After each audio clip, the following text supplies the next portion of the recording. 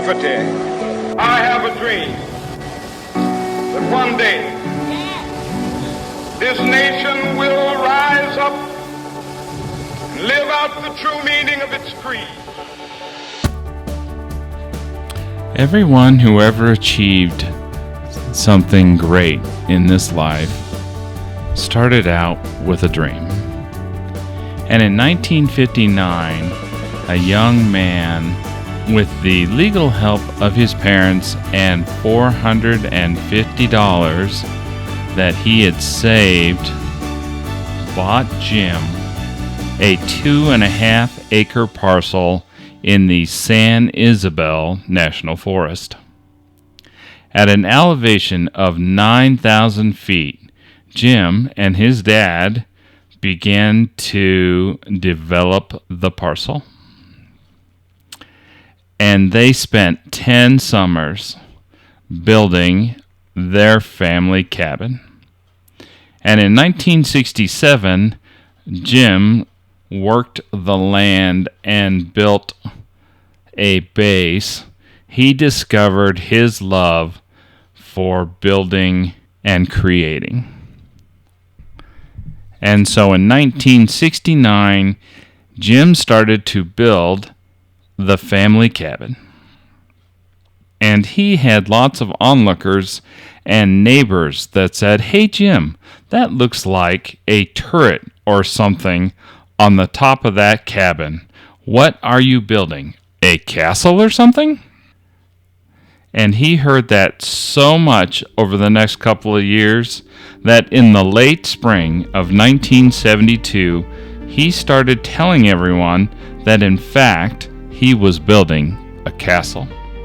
Jim started off with a one-room stove cottage with an Eiffel Tower-shaped fireplace that has since emerged into a monolith known as Bishop's Castle for all onlookers to enjoy.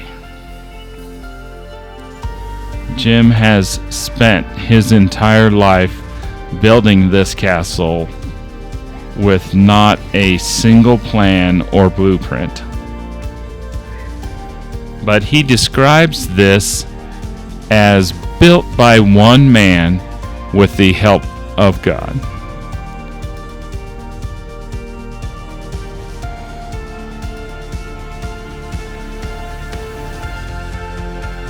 For this castle was Jim's dream.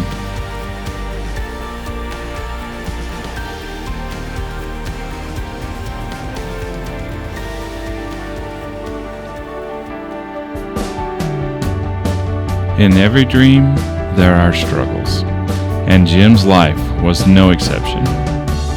Jim battled persecution. He battled the Forest Service for supplies. He battled the IRS for taxes. He battled the county for code infringements.